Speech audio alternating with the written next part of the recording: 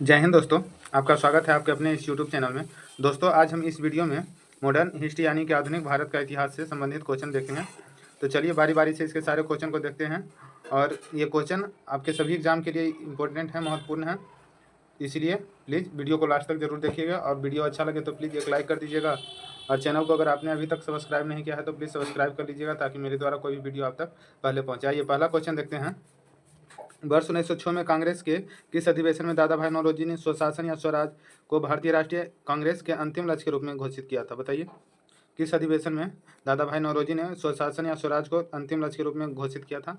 ये 1906 के अधिवेशन जिसकी अध्यक्षता दादा भाई नौरोजी ने किए थे, ये कहाँ हुआ था? कहने का मतलब ये है। तो बताइए कहाँ हुआ था। इसका सही आंसर हो जाएगा ये कलकत्ता में हुआ था। ये ऑप्शन सही हो जाएगा, कलकत्ता में। दादा भाई नौरोजी को grand old man of India के नाम से भी जाना जाता है। देखिए इंपॉर्टेंट क्वेश्चन इससे है, देख लेते हैं। तो ये देखिएगा, दादा भाई नौरोजी ने 1906 में, ये 1906 में हुआ था, कांग्रेस के कलकत्ता सत्र में स्वशासन या स्वराज को भारतीय राष्ट्रीय कांग्रेस के अंतिम लक्ष्य के रूप में घोषित किया था। और आगे है कि 1885 में कांग्रेस का बम्बई सत्र आईएनसी यानी कि इंडियन नेशनल कांग्रेस का पहला सत्र हुआ था। तो ये स्थापना हुआ था कांग्रेस का, इंडियन नेशनल कांग्रेस का 28 दिसंबर 1885 को, 1885 को। ठीक है। देखिए नीचे दिया गया है कि दादा भाई नौरोजी को grand old man of India के नाम से भी जाना जाता है। इंडिया के नाम से भी, India grand old man of India भी कहा जाता है। ठीक है। चलिए दूसरा क्वेश्चन देखते हैं। ये दूसरा क्वेश्चन है, गांधी इरविन समझौता भारत के निम्नलिखित आंदोलन में से किससे जुड़ा हुआ है? गांधी इरविन समझौता है वो किससे जुड़ा हुआ है, बताइएगा। तो ये जुड़ा हुआ है, गांधी इरविन समझौता कब हुआ था? ये 1931 में हुआ था। और सविनय अवज्ञा आंदोलन भी 1931 में हुआ था। तो ये इसी से जुड़ा हुआ है। बी ऑप्शन सही हो जाएगा इसका, बी ऑप्शन सही हो जाएगा। बाकी भारत छोड़ो आंदोलन कब हुआ था? ये 1942 में हुआ था। क्वाइट इंडिया मूवमेंट, इसी में महात्मा गांधी ने करो या मरो का नारा दिया था। देखिए बी ऑप्शन सही है, ये देखिए इसका बी ऑप्शन सही है। चलिए आगे इससे संबंधित इंपॉर्टेंट फैक्ट को देखते हैं। देखिए गांधी इरविन समझौता भारत के सविनय अवज्ञा आंदोलन से जुड़ा हुआ है। और इस समझौता पर महात्मा गांधी और लॉर्ड इरविन ने हस्ताक्षर किया था। इस समझौते पर 5 मार्च 1931 को हस्ताक्षर किए गए थे। गांधी इरविन समझौता पर 5 मार्च 1931 को हस्ताक्षर किए गए थे। गांधी इरविन समझौता की प्रस्तावित शर्तें थी। जो गांधी इरविन समझौता हुआ था, इसमें कौन कौन शर्त था? तो ये नीचे दिया हुआ। द्वितीय गोलमेज सम्मेलन में भारतीय राष्ट्रीय कांग्रेस की भागीदारी करना था। फिर नमक पर लगने वाला कर को हटाना था। समझौता में प्रस्तावित शर्त ये सब था।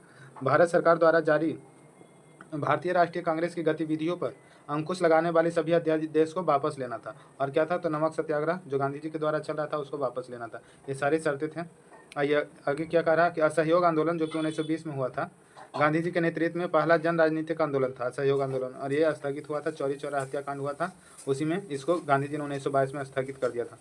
तो असहयोग आंदोलन का मुख्य लक्ष्य था स्वराज की प्राप्ति। रॉलेट एक्ट 6 फरवरी 1919 को पारित किया गया था। गांधी जी ने इस अधिनियम को काला अधिनियम कहा था। किस अधिनियम को? तो ये रॉलेट एक्ट को काला कानून, काला अधिनियम कहा था। लॉर्ड चेम्सफोर्ड और रॉलेट एक्ट के दौरान रॉलेट एक्ट के दौरान ब्रिटिश वायसराय थे। कौन थे वायसराय ब्रिटिश? तो लॉर्ड चेम्सफोर्ड थे। अगला तीसरा नंबर क्वेश्चन क्या है साथियों, देखिएगा। भारतीय राष्ट्रीय कांग्रेस की पहली महिला अध्यक्ष बताइए कौन होगा? आईएनसी मतलब Indian national Congress, Indian national Congress की पहली महिला अध्यक्ष कौन थी, बताइएगा। इंडियन नेशनल कांग्रेस की पहली महिला अध्यक्ष पूछ रहा, महिला अध्यक्ष पहला कौन होगा? पहली महिला अध्यक्ष, तो ये पहली महिला अध्यक्ष हो जाएगी, सी ऑप्शन हो जाएगा सही, एनी बेसेंट है। और वही पूछता पहला भारतीय राष्ट्रीय कांग्रेस की पहली भारतीय, यहाँ पे लगा देता कि भारतीय महिला राष्ट्रीय अध्यक्ष कौन है, तो कौन हो जाती? सरोजनी नायडू हो जाती, सरोजनी नायडू भारतीय में। देखिए सी ऑप्शन सही है। आइए आगे देखते हैं। एनी बेसेंट भारतीय राष्ट्रीय कांग्रेस की पहली महिला अध्यक्ष थी। उन्हें 1917 के कोलकाता अधिवेशन में भारतीय राष्ट्रीय कांग्रेस की अध्यक्षता की। एनी बेसेंट ने 1917 में भारतीय राष्ट्रीय कांग्रेस की अध्यक्षता की थी, जो कि कलकत्ता में हुआ था। उन्होंने 1916 में मद्रास में होम रूल लीग की स्थापना किया था। एनी बेसेंट ने मद्रास में 1916 में होम रूल लीग की स्थापना किया था। सरोजनी नायडू से रिलेटेड है। वह भारतीय राष्ट्रीय कांग्रेस की पहली भारतीय महिला अध्यक्ष बनी थी। इंडियन में पहली भारतीय यही थी और विदेशी में एनी बेसेंट थी। वह वर्ष 1925 में कानपुर सत्र में भारतीय राष्ट्रीय कांग्रेस की अध्यक्ष बनी थी। पूछता है कौन सत्र में बनी थी, कहाँ की अध्यक्षता किए थे? तो 1925 के कानपुर सत्र में अध्यक्षता किए थे। चौथा क्वेश्चन है, भारत में द्वैध शासन प्रणाली डबल गवर्नमेंट सिस्टम की शुरुआत किसने की थी? डबल गवर्नमेंट सिस्टम की शुरुआत, तो इसका सही आंसर हो जाएगा साथियों रॉबर्ट क्लाइव। रॉबर्ट क्लाइव इसका सही आंसर हो जाएगा। देखिए रॉबर्ट क्लाइव इसका सही आंसर हो जाएगा। इंपॉर्टेंट फैक्ट है, रॉबर्ट क्लाइव 1757 से लेकर 1760 के दौरान और फिर 1765 से लेकर 1767 के दौरान बंगाल के गवर्नर था। भारत में द्वैध शासन प्रणाली रॉबर्ट क्लाइव द्वारा शुरू की गई थी। उन्होंने 1765 में बंगाल में द्वैध शासन प्रणाली की शुरुआत की थी और इसे 1772 तक जारी रखा था। इस प्रणाली के तहत बंगाल के प्रशासन को दीवानी और निजामत में बांटा गया था। ये सब इम्पोर्टेंट फैक्ट है, तो इसीलिए ये PDF बनाए हैं आप सबके लिए कि ताकि सारा जानकारी आपके पास भी हो। देखिए, वारेन हेस्टिंग के बारे में कह रहा है। वारेन हेस्टिंग एकमात्र गवर्नर था जिन पर भारत में ब्रिटिश सरकार ने महाभियोग चलाया था। पूछता है कि कौन ऐसा ब्रिटिश गवर्नर था जिस पर ब्रिटिश सरकार ने महाभियोग चलाया था, तो वारेन हेस्टिंग पर। वारेन हेस्टिंग ने 1772 में दोहरी सरकार प्रणाली को समाप्त कर दिया था। और फिर है अस्थायी बंदोबस्त और सिविल सेवा की प्रणाली लॉर्ड कॉर्नवालिस द्वारा शुरू की गई थी। पूछता है कि सिविल सेवा का जनक कौन है, तो ये लॉर्ड कॉर्नवालिस। अस्थायी बंदोबस्त ये भी लॉर्ड कॉर्नवालिस ने शुरू किया था। चलिए 5 नंबर क्वेश्चन बताइएगा, किसके द्वारा बंगाल में द्वैध शासन प्रणाली को समाप्त किया गया था? अभी क्या देखे थे, शुरू किया था, नहीं दूसरा था। बताइए इसमें किसके द्वारा बंगाल में द्वैध शासन प्रणाली समाप्त किया गया था? तो इसका सही आंसर हो जाएगा वारेन हेस्टिंग के द्वारा बंगाल में द्वैध शासन प्रणाली को समाप्त किया गया था। बी ऑप्शन सही हो जाएगा साथियों। आगे इसका डिटेल में देखते हैं। ये देखिए अगला क्वेश्चन है, महात्मा गांधी ने नमक सत्याग्रह कहाँ से स्टार्ट किया था? महात्मा गांधी जी ने जो नमक का सत्याग्रह स्टार्ट किया था, नमक सत्याग्रह, वो कहाँ से स्टार्ट किया था? तो इसका सही आंसर हो जाएगा ये बी हो जाएगा, साबरमती से किया था। साबरमती से किया था, बी ऑप्शन सही हो जाएगा। देखिए इंपॉर्टेंट फैक्ट इसमें है, दांडी मार्च उसे ही नमक सत्याग्रह कहा जाता है। महात्मा गांधी द्वारा गुजरात के साबरमती आश्रम से शुरू किया गया था, जिसे 12 मार्च 1930 को शुरू किया गया था और यह दांडी मार्च 5 अप्रैल 1930 तक चला था। 12 मार्च को शुरू हुआ था, 12 मार्च 1930 को, और यह 5 अप्रैल 1930 तक चला था। इस यात्रा के दौरान गांधी जी ने समुद्र के पानी को उबालकर नमक बनाया और नमक कानून तोड़ा था। इस यात्रा के दौरान जो नमक सत्याग्रह हुआ था, इसके दौरान महात्मा गांधी ने समुद्र के पानी को उबालकर नमक बनाया था और नमक कानून को तोड़ा था। यह अहिंसक सविनय अवज्ञा का एकमात्र हिस्सा था और नमक पर ब्रिटिश राज द्वारा लगाए गए कर के खिलाफ था। ये जो था अहिंसक सविनय अवज्ञा का एकमात्र हिस्सा था और नमक पर ब्रिटिश सरकार द्वारा जो लगाया गया टैक्स था उसके खिलाफ में था। आगे देखते हैं अगला क्वेश्चन क्या कर रहा है, ये देखिए। बंगाल में सामाजिक धार्मिक सुधारों के अग्रदूत संगठन भारतीय आत्मीय सभा की स्थापना किसके द्वारा की गई? बंगाल में सामाजिक धार्मिक सुधारों के अग्रदूत संगठन जो था आत्मीय सभा, इसकी स्थापना किसके द्वारा किया गया था? तो ये सी ऑप्शन हो जाएगा, राजाराम मोहन राय के द्वारा किया गया था। राजाराम मोहन राय के द्वारा, सी ऑप्शन सही होगा। देखिए राजाराम मोहन राय ने कलकत्ता में वर्ष 1814 में बंगाल में सामाजिक धार्मिक सुधारों में एक अग्रदूत संगठन जिसे आत्मीय सभा की स्थापना की थी। यह एक दार्शनिक चर्चा चक्र था जहां बहस और चर्चाएं आयोजित की जाती थी। आत्मीय सभा में बहस या चर्चाएं आयोजित होती थी जिससे सामाजिक सुधार के लिए विचार सामने आए थे। इसमें जो है इसमें बहस होता था तो सामाजिक सुधार के लिए सब अपना अपना ये देता था, अनुभव देता था। देखिए 8 नंबर क्वेश्चन कर रहा, वारेन हेस्टिंग बंगाल के पहले गवर्नर जनरल किस वर्ष बना था? वारेन हेस्टिंग जो बंगाल का गवर्नर जनरल बना था, तो पहला गवर्नर बंगाल के पहला गवर्नर जनरल वारेन हेस्टिंग था। ये भी क्वेश्चन आता है, तो किस वर्ष बना था? तो ये 1773 में बना था। सी ऑप्शन हो जाएगा साथियों, 1773 में बना था। आगे देखते हैं, भारत में पहला गवर्नर जनरल बंगाल 1773 में वारेन हेस्टिंग में बना था। भारत में पहला गवर्नर जनरल बना था बंगाल में और 1773 में बना था। तो कौन बना था? वारेन हेस्टिंग बना था। इन्होंने 1772 में स्वराज बोर्ड की स्थापना की थी। इन्होंने शासन की दोहरी प्रणाली को समाप्त कर दिया था। उन्होंने 1784 में कलकत्ता में विलियम जोन्स के साथ एशियाटिक सोसाइटी ऑफ बंगाल की स्थापना की थी। आगे देखते हैं, ये देखिए इंपॉर्टेंट फैक्ट ये भी है, भारत में बंगाल का पहला गवर्नर जनरल, यानी कि भारत में पहला गवर्नर जनरल कहिए या बंगाल का पहला गवर्नर जनरल, तो इसका आंसर हो जाएगा वारेन हेस्टिंग। फिर अगला क्वेश्चन है, ब्रिटिश भारत के पहले अधिकारी गवर्नर जनरल कौन था? तो लॉर्ड विलियम बेटिंग था। भारत डोमिनियन के पहले गवर्नर जनरल कौन थे? तो ये लॉर्ड माउंटबेटन थे। फिर स्वतंत्र भारत, जब भारत आज़ाद हुआ उसके पहले और अंतिम गवर्नर जनरल तो चक्रवर्ती राजगोपालाचारी। स्वतंत्र भारत के पहले मतलब पहला फर्स्ट, यहाँ पे पहले मीन्स फर्स्ट। स्वतंत्र भारत के पहले जब भारत आज़ाद हुआ उसका पहली बार कौन बना था और अंतिम गवर्नर जनरल कौन था? तो ये चक्रवर्ती राजगोपालाचारी। 9 नंबर बताइएगा। 9 नंबर देखिए, रैयतवाड़ी व्यवस्था किसके द्वारा शुरू की गई थी? रैयतवाड़ी व्यवस्था थॉमस मुनरो के द्वारा शुरू किया गया था। थॉमस मुनरो के द्वारा रैयतवाड़ी व्यवस्था शुरू किया गया था। रैयतवाड़ी व्यवस्था थॉमस मुनरो के द्वारा शुरू किया गया था। उन्होंने मई 1820 में मद्रास के गवर्नर के रूप में नियुक्त किया गया था। यह व्यवस्था ब्रिटिश भारत में लागू की गई थी और इसे भूमि राजस्व प्रणाली के तौर पर जाना जाता है। इस व्यवस्था में किसानों को जमीन का मालिकाना हक दिया जाता था और वे सीधे कंपनी को भू राजस्व देते थे। भू राजस्व का निर्धारण जमीन के क्षेत्रफल के आधार पर किया जाता था। और अगला पॉइंट है, रैयतवाड़ी व्यवस्था को सबसे पहले मद्रास प्रेसिडेंसी में लागू किया गया था। ये भी क्वेश्चन आता है कि सबसे पहले कहाँ लागू किया था? तो ये मद्रास प्रेसिडेंसी में। इसके बाद इसे बॉम्बे में, फिर असम के कुछ हिस्सा में और ब्रिटिश भारत के कुर्ग प्रांत में भी लागू किया गया था। चलिए अगला क्वेश्चन देखते हैं साथियों। ये बताइएगा 1942 में जो क्रिप्स प्रस्ताव के संदर्भ में निम्नलिखित में से कौन सा कथन सही है? क्रिप्स मिशन के बारे में कौन सा कथन सही है बताइए, देखिएगा। तो ये कौन सा कथन सही है? तो भारत को डोमिनियन स्टेट देने और एक भारतीय संघ बनाने का प्रस्ताव रखा गया था। इसमें तो क्रिप्स मिशन में, क्रिप्स प्रस्ताव में 1942 में आया था।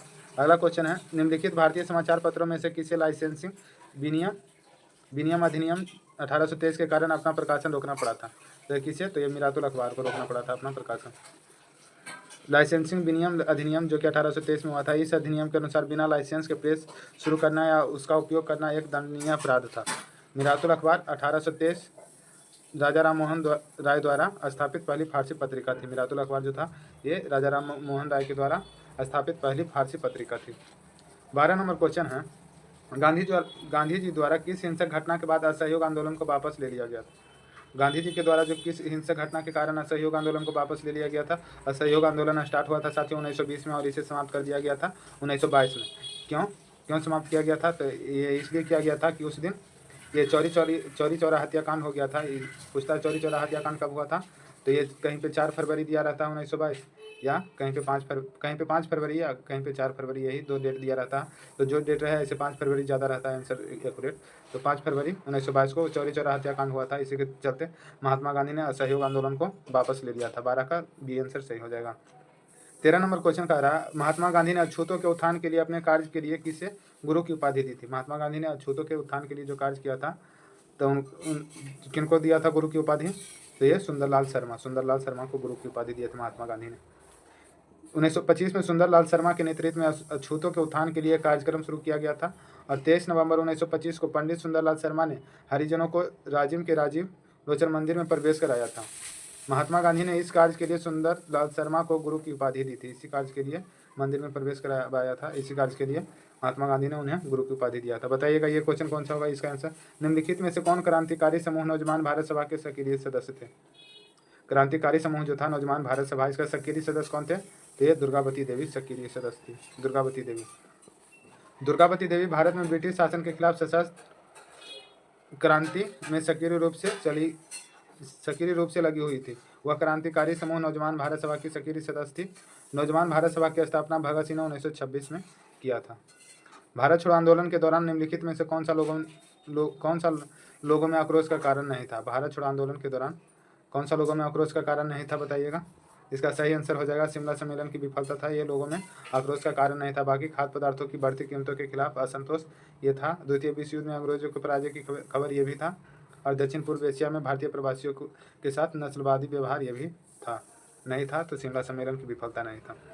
शिमला सम्मेलन या जिसे हम बेबल योजना कहते हैं तो जून 1945 में हुआ था, इसलिए इसकी विफलता भारत छोड़ो आंदोलन के दौरान लोगों के आक्रोश का सही कारण नहीं था। भारत छोड़ो आंदोलन का मुख्य कारण अप्रैल 1942 में क्रिप्स मिशन की विफलता थी।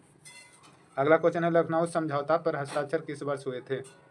लखनऊ पैक्ट पर हस्ताक्षर किस वर्ष हुए थे? तो ये 1916 में हुआ था। 1916 में, ये ऑप्शन सही हो जाएगा, 1916 में हुआ था। फिर ये है 1907, ये देखिए वर्ष 1907 में कांग्रेस के किस अधिवेशन में गर्मपंथियों और नरमपंथियों के बीच में विभाजन हुआ था? 1907 के कांग्रेस के किस अधिवेशन में, यानी कि यह अधिवेशन कहाँ पे हुआ था जहाँ पे नरमपंथी और गर्मपंथी के बीच में विभाजन हुआ था? तो ये सूरत अधिवेशन हुआ था 1907 में, सूरत अधिवेशन, बी ऑप्शन सही हो जाएगा। ये देखिए 1907 में भारतीय राष्ट्रीय कांग्रेस का अधिवेशन सूरत में हुआ था, जिसमें कांग्रेस गरम दल और नरम दल नामक 2 दलों में बट गई थी 1907 में। इसी को सूरत विभाजन कहते हैं। दोनों बट गया था अलग अलग में, गरम और नरम में, इसी को सूरत विभाजन कहते हैं। और 1907 के अधिवेशन की अध्यक्षता रास बिहारी घोष ने किया था। Poverty and un British rule in India किनका पुस्तक है बताइएगा? Poverty and un British rule in India पुस्तक के लेखक कौन है? तो ये दादा भाई नौरोजी है। दादा भाई नौरोजी, बी ऑप्शन सही हो जाएगा साथियों। दादा भाई नौरोजी हैं, बी ऑप्शन सही हो जाएगा, बी। आगे देखते हैं, ये देखें बी ऑप्शन सही। आगे देखते हैं, महात्मा गांधी को केवल एक बार भारतीय राष्ट्रीय कांग्रेस के अध्यक्ष के रूप में चुना गया था। निम्नलिखित में से किस सत्र में ऐसा हुआ था बताइए? महात्मा गांधी सिर्फ एक ही बार भारतीय राष्ट्रीय कांग्रेस के अध्यक्ष बने थे, तो किस वर्ष भारतीय राष्ट्रीय कांग्रेस की अध्यक्षता की थी महात्मा गांधी, किस अधिवेशन का? तो इसका आंसर हो जाएगा बी ऑप्शन, बेलगाम अधिवेशन, जो कि 1924 में हुआ था। इसी एकमात्र अधिवेशन की अध्यक्षता महात्मा गांधी ने किया था, बी ऑप्शन सही होगा साथियों। ये देखिए बेलगाम सत्र 1924 से रिलेटेड इम्पोर्टेंट फैक्ट है, यह भारतीय राष्ट्रीय कांग्रेस का 39वां अधिवेशन था। यह महात्मा गांधी की अध्यक्षता वाला एकमात्र था, मतलब महात्मा गांधी एकमात्र अध्यक्षता किए थे कांग्रेस के सत्र का, तो ये 1924 में किए थे, जो कि बेलगाम में हुआ था। अमृतसर अधिवेशन जो कि 1919 में हुआ था, इसका अध्यक्षता मोतीलाल नेहरू ने किया था। और लाहौर अधिवेशन 1929 में हुआ था, जिसका अध्यक्षता जवाहरलाल नेहरू ने किया था। और 1929 वाला अधिवेशन में ही पूर्ण स्वराज का मांग किया था किसने, तो जवाहरलाल नेहरू ने। लखनऊ अधिवेशन कब हुआ था, तो लखनऊ अधिवेशन 1936 में हुआ था, जिसकी अध्यक्षता जवाहरलाल नेहरू ने किए थे। चलिए अगला क्वेश्चन है, देखिएगा, राष्ट्रीय संगठन जो था पुनः सार्वजनिक सभा की स्थापना किस वर्ष हुई थी, बताइए। पुनः सार्वजनिक सभा की स्थापना किस वर्ष हुई थी, तो ये 1870 में हुआ था। राष्ट्रवादी संगठन पुनः सार्वजनिक सभा की स्थापना। पुनः सार्वजनिक सभा की स्थापना एम.जी. रानाडे ने सरकार के प्रति लोगों को आकांक्षाओं के प्रतिनिधित्व करने के लिए किया था। पुनः सार्वजनिक सभा 1870 में पुणे में स्थापित एक सामाजिक राजनीतिक संगठन था। 21 नंबर क्वेश्चन बताइएगा। 21 नंबर, ब्रिटिश वस्तुओं का बहिष्कार शब्द का प्रयोग निम्नलिखित में से किस आंदोलन में किया गया था। ब्रिटिश वस्तुओं को बहिष्कार किया गया था किस आंदोलन में, तो भारत छोड़ो आंदोलन। तो इसमें भारत छोड़ने के लिए 1942 में किया गया था भारत छोड़ो आंदोलन। तो ये हो जाएगा स्वदेशी। देखिए, यह स्वदेशी मतलब अपना देश, स्वदेशी अपनाना है, अपना देश का वस्तु अपनाना है। तो ब्रिटिश वस्तुओं का बहिष्कार इसी में किया गया था, स्वदेशी आंदोलन में। ये ऑप्शन सही हो जाएगा। स्वदेशी आंदोलन में ब्रिटिश वस्तुओं का बहिष्कार शब्द का प्रयोग किया गया था। आंदोलन में भारत के लोगों ने ब्रिटिश वस्तुओं का बहिष्कार किया और स्वदेशी वस्तुओं का उपयोग करना शुरू कर दिया था। बताइएगा, पहले मुस्लिम अध्यक्ष कौन थे भारतीय राष्ट्रीय कांग्रेस के, आईएनसी के प्रथम मुस्लिम अध्यक्ष, आईएनसी के इंडियन नेशनल कांग्रेस के प्रथम मुस्लिम अध्यक्ष, तो ये सी ऑप्शन हो जाएगा, बदरुद्दीन तैयब जी भारतीय राष्ट्रीय कांग्रेस के पहले मुस्लिम अध्यक्ष थे। यह बॉम्बे उच्च न्यायालय के बैरिस्टर के रूप में अभ्यास करने वाले पहले भारतीय थे। उन्होंने भारतीय राष्ट्रीय कांग्रेस के तीसरे अध्यक्ष के रूप में कार्य किया था और बदरुद्दीन तैयब जी के बाद रहमतुल्लाह एम सियानी अध्यक्ष के रूप में सेवा करने वाले दूसरे मुस्लिम थे। पहला मुस्लिम तो बदरुद्दीन तैयब जी, दूसरा मुस्लिम कौन बना था अध्यक्ष, तो ये रहमतुल्लाह एम सियानी, दूसरा ये थे। चलिए आगे देखते हैं अगला क्वेश्चन क्या कहता है। जलियांवाला बाग हत्याकांड कब हुआ था, बताइएगा। दोस्तों, वीडियो अच्छा लगता होगा तो प्लीज़ एक लाइक कर दीजिएगा, जिससे हमको मोटिवेशन मिलता है। और अगर चैनल को सब्सक्राइब नहीं किए होंगे तो सब्सक्राइब कर लीजिएगा, आप सबके लिए इतना मेहनत करते हैं डेली। बताइएगा, जलियांवाला बाग हत्याकांड कब हुआ था। जलियांवाला बाग हत्याकांड, इसमें टोटल इंपॉर्टेंट फैक्ट के भी मतलब नीचे में डिस्क्राइब कर दिए हैं, जिससे आपको मतलब उसके बारे में डिटेल जानकारी मिले। क्वेश्चन है उसके नीचे उससे रिलेटेड जो पॉइंट है वो करवा रहे हैं। बोलिएगा, जलियांवाला बाग हत्याकांड कब हुआ था, तो ये 13 अप्रैल, देखिए सब में 13 अप्रैल है, तो बताइए कब हुआ था, तो 13 अप्रैल 1919 में हुआ था, याद रखिएगा 13 अप्रैल 1919 में, सी ऑप्शन सही है। ये देखिए 13 अप्रैल 1919 को जनरल डायर ने उसी से रिलेटेड जलियांवाला बाग हत्याकांड से नीचे फैक्ट दे दिए हैं, ताकि आप सबको मतलब ज़्यादा मदद मिले, अनुभव ज़्यादा रहे। 13 अप्रैल 1919 को जनरल डायर ने ब्रिटिश भारतीय सेना के सैनिकों को अमृतसर के जलियांवाला बाग में निहत्थे भारतीयों को भीड़ में अपनी राइफल से फायर करने का आदेश दिया था। किसने दिया था, तो जनरल डायर ने। इस घटना को जलियांवाला बाग हत्याकांड के नाम से जाना जाता है। भारत नागरिक दो राष्ट्रीय नेताओं सत्यपाल और सैफुद्दीन किचलू की गिरफ्तारी और निर्वासन के खिलाफ शांतिपूर्ण विरोध करने के लिए जलियांवाला बाग में एकत्र हुए थे। ये दो लोग सत्यपाल मलिक और सैफुद्दीन किचलू को गिरफ्तार कर लिया गया था। इन्हीं के गिरफ्तारी के विरोध में शांतिपूर्ण विरोध कर रहे थे। कहाँ, तो जलियांवाला बाग मतलब एक जगह था वहीं पे जलियांवाला बाग में। तो वहीं पे ये जो जनरल डायर था इसने गोली चलाने का आदेश दे दिया था, जिसमें बहुत सारे लोग मारे गए थे। ये देखिए कितने लोग मारे थे इसमें, कम से कम 379 है, 379 यानी कि 379 लोग मारे गए थे और 1200 से अधिक लोग घायल हुए थे। 1200 से अधिक लोग घायल हुए थे। जय जवान जय किसान का नारा किसने दिया था, बताइए तो। जय जवान जय किसान, तो ये लाल बहादुर शास्त्री, जय जवान जय किसान लाल बहादुर शास्त्री ने दिया था। डी ऑप्शन सही हो जाएगा। अब देखिए नीचे उनसे रिलेटेड इंपॉर्टेंट फैक्ट है। लाल बहादुर शास्त्री, जिनका जन्म 2 अक्टूबर 1904 को हुआ था, मृत्यु 11 जनवरी 1966 को हुआ था। 2 अक्टूबर को महात्मा गांधी और लाल बहादुर शास्त्री दोनों का जन्मदिन है महात्मा गांधी। इनका भी, महात्मा गांधी का भी 2 अक्टूबर को ही है।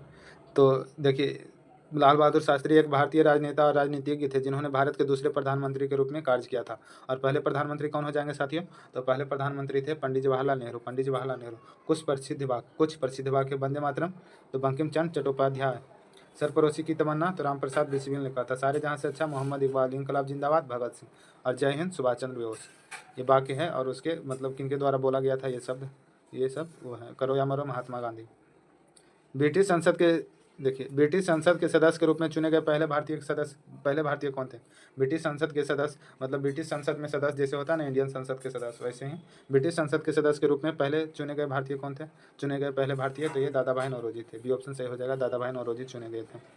ये देखिए, दादा भाई नौरोजी के बारे में और फैक्ट दे दिए हैं ताकि आपका मतलब आपको जानकारी रह सके। उनके अन्य नाम grand old man of India है और अनऑफिशियल एम्बेसडर ऑफ इंडिया है, अनऑफिशियल एम्बेसडर ऑफ इंडिया।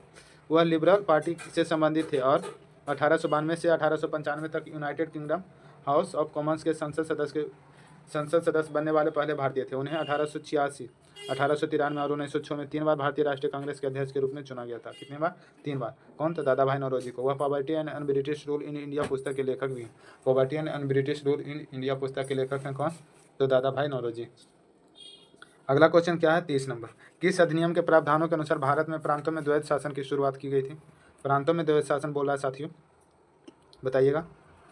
प्रांतों में द्वैध शासन की शुरुआत किस अधिनियम के द्वारा किया गया था? तो ये भारत सरकार अधिनियम 1935 के द्वारा, नहीं एक मिनट, भारत सरकार अधिनियम, ये देखिए 1935 के द्वारा केंद्र में हुआ था। ठीक है, ये पूछ रहा प्रांतों में द्वैध शासन, तो प्रांतों में द्वैध शासन हो जाएगा 1919 भारत के, ये देखिए मॉन्टेग्यू चेम्सफोर्ड सुधार जो कि 1919 में आया था, इसी के द्वारा प्रांतों में द्वैध शासन हुआ था। और पूछेगा कि केंद्र में द्वैध शासन किसके द्वारा शुरू किया गया था? तो ये भारत सरकार अधिनियम 1935 के द्वारा केंद्र में द्वैध शासन स्टार्ट किया गया था, केंद्र में द्वैध शासन।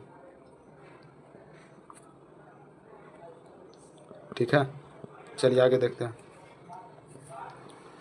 1919 के मॉन्टेग्यू चेम्सफोर्ड सुधार को भारत सरकार अधिनियम 1919 भी कहा जाता है। 1919 के मॉन्टेग्यू चेम्सफोर्ड सुधार के प्रांतीय विषयों को हस्तांतरित और आरक्षित में विभाजित करके प्रांतों में द्वैध शासन की शुरुआत की गई थी। इसने भारत में पहली बार द्विसदनवाद और प्रत्यक्ष चुनाव की शुरुआत की थी। ठीक है, चलिए आगे देखते हैं। 27 नंबर क्वेश्चन क्या कहता है?